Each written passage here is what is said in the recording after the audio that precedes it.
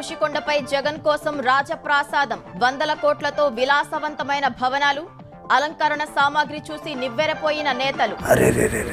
నా జీవితంలో ఎప్పుడు చూడలేదు, ఎంత అద్భుతంగా ఉంది. ఫస్ట్ టైం నా కళ్ళతో చూడడం, ఏదో సినిమాలో చూశాను. అరే ఎంత అద్భుతంగా ఉంది. ఆ ముఖ్యమంత్రి గారు నెలకు రూపాయి జీతం తీసుకుంటున్నారు. జీతం రూపాయే, 500 కోట్ల ప్యాలెస్ ఎక్స్ట్రా. టైటిల్ పేదవాడు బ్రాకెట్లో రిచ్ మ్యాన్. తాడేపల్లి ప్యాలెస్ చూస్తే 47 కోట్ల రూపాయల ప్రజాధనంతో అక్కడ సెక్రటేరియట్ సెట్ చేశారు. అనకనక ఒక పేద కుటుంబం. ఆ కుటుంబంలో తండ్రి చాలా పేదవాడు, తోటమాలి, వంటవాడు, ఆఖరికి కార్ డ్రైవర్ కూడా పేదవాడే. డబ్బులు మాత్రం అంతంత మాత్రమే. ఇది పేదవాడికి పెత్తందారులకు మధ్య జరుగుతా ఉన్న యుద్ధం. పందేదవా 20 మంది పనోళ్ళు ఏసీ కార్లు ఉన్నోళ్ళు పేదోళ్ళ. కళ్ళు చెదిరిపోతాయి భవనం చూస్తే. ఈ రోజు మాజీ మంత్రి తెలుగుదేశం పార్టీ ఎమ్మెల్యే గంటా శ్రీనివాసరావు మీడియాను తీసుకుని అక్కడికి వెళ్ళారు.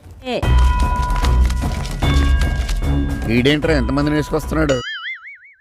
ఇంతకు ఆ బిల్డింగ్స్లో ఏముందో లోపలికి వెళ్ళిన నాయకులకు కళ్ళు బయళ్ళు కమ్మాయనే చెప్పాలి.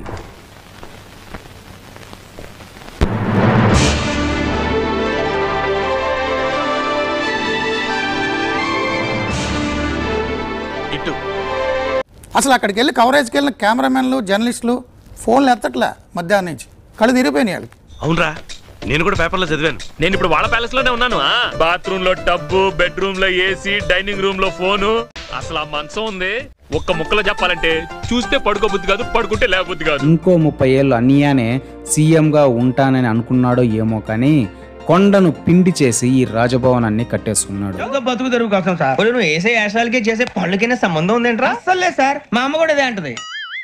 కాకపోతే గృహప్రవేశం కూడా చేయకముందే ప్రజలు దింపేశారనుకోండి, అది వేరే సంగతి. ఎందుకు సార్ పాతగాయని మళ్ళీ రేపుతారు? బాత్రూంలో ఫిట్ చేసిన ఈ ఫ్లష్ బటన్స్ 1,27,000, బాత్ టబ్ 36 లక్షలు అనమాట. ఇక కమోడ్ 25 లక్షలు అంట. సూపర్ రా నువ్వు, ఊళ్ళో వాళ్ళ డబ్బులతో గాల్లో ఎగురుతున్నావు. 7వ బ్లాక్లో రాజా నివాసం, అందులో అత్యంత ఖరీదైన ఫర్నిచర్. 7 బ్లాక్స్. 7 బ్లాకులుగా అంటే 14 బ్లాకులు కడతాము. నీకు వచ్చిన బాధ ఏంది? లేకంటే 11 బ్లాకులే కట్టుకుంటాము. మాకు వచ్చింది 11 సీట్లు కదా. వీడేంట్రా దెయ్యం పట్టినట్టు నన్ను పట్టాడు?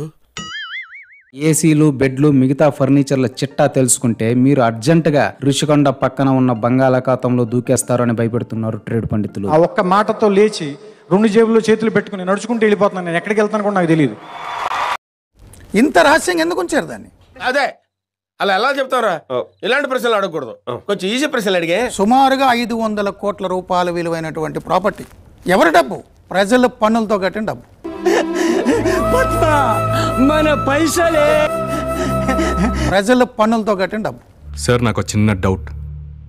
జనాలు ఉన్నారని మీరు పరిపాలిస్తున్నారా, లేక మీరు పరిపాలిస్తున్నారని జనాలు పుట్టుకొచ్చారా? ప్రజా వేదిక కరకట్ట మీద కడితే అప్పటి ముఖ్యమంత్రి అక్రమ నిర్మాణం అంటూ కొలగొడారు. ఒకటి అడుగుతా ఉన్నా మిమ్మల్ని అందరినీ కూడా నేను, is this building legally valid building? ఆ మాట నువ్వు చెప్పకూడదు. ఎందుకు చెప్తున్నావు? First demolition will start from this building. నేను బిల్డర్ విశ్వనాథన్ సార్, వాడు మళ్ళీ బెదిరిస్తున్నాడు సార్. ప్రాపర్టీ వదిలి వెళ్ళిపోమన్నాడు సార్. పరిమితులు లేవన్నారు. దీనికి ఉన్నాయా పర్మిషన్లు? దీనికి ఉన్నాయా అనుమతులు? పర్యావరణ చట్టాలు, గ్రీన్ ట్రిబ్యునల్ ఆదేశాలు, నదుల సంరక్షణ చట్టాలు ప్రభుత్వమే దగ్గరుండి బేఖాతరు చేసిన పరిస్థితి. ఒరే అన్న రూల్స్ పెడతారు, ఆయన ఫాలో అవ్వరు, కానీ మనం ఫాలో అవ్వాలి.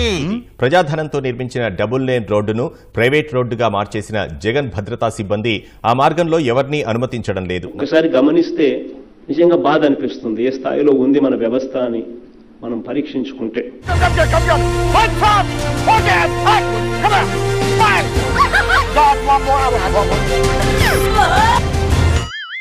లేదు. మరోవైపు ప్రజాధనంతో కట్టిన నిర్మాణాల నుంచే ఇప్పటికీ జగన్ రాజకీయాలు చేస్తుండడం విమర్శలకు తావిస్తోంది.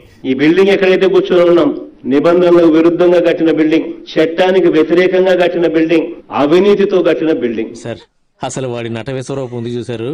ఇదిగో వీళ్ళ సాక్ష్యం. కమలాసన్ని మించిపోయాడు సార్. దీన్ని పర్యావరణ విధ్వంసం అని పిలిచినా కూడా సబబే.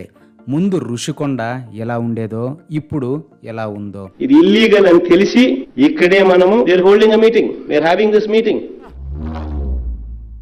చూసారా సార్ డబుల్ యాక్షన్? పరమ దుర్మార్గుడు సార్ వీడు. ఇదే బిల్డింగ్ ఇల్లీగల్ గా ఎవరైనా చిన్నోడు ఎవడన్నా కట్టింటే ఇళ్లను కూల్చివేశారు అధికారులు.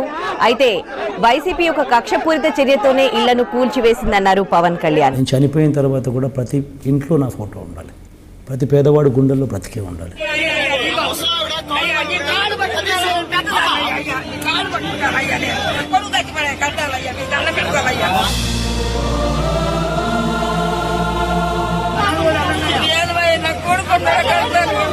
బతకడం అనేది ఎలాగైనా బతికేయచ్చురా, కానీ చచ్చేటప్పుడు మంచోడుగా సావాలి. ఇటువంటి పరిస్థితులను ఎలా మార్చాలి అని చెప్పి మనం ఒక నిర్ణయానికి రావాలి. కట్ చేస్తే వైఎస్ఆర్ కాంగ్రెస్ పార్టీ చరిత్ర ఎరగని ఓటమిని మూటగట్టుకుంది. దేవుడు డెఫినేషన్ అర్థమైపోయింది భయ్య. అవతల సాయం కోసం అడిగినప్పుడు లోపల నుంచి బయటకు వస్తాడు, ఏదనుకుంటే అది అయిపోతుంది. 1 minute. ఆశీర్వదించండి మావయ్య.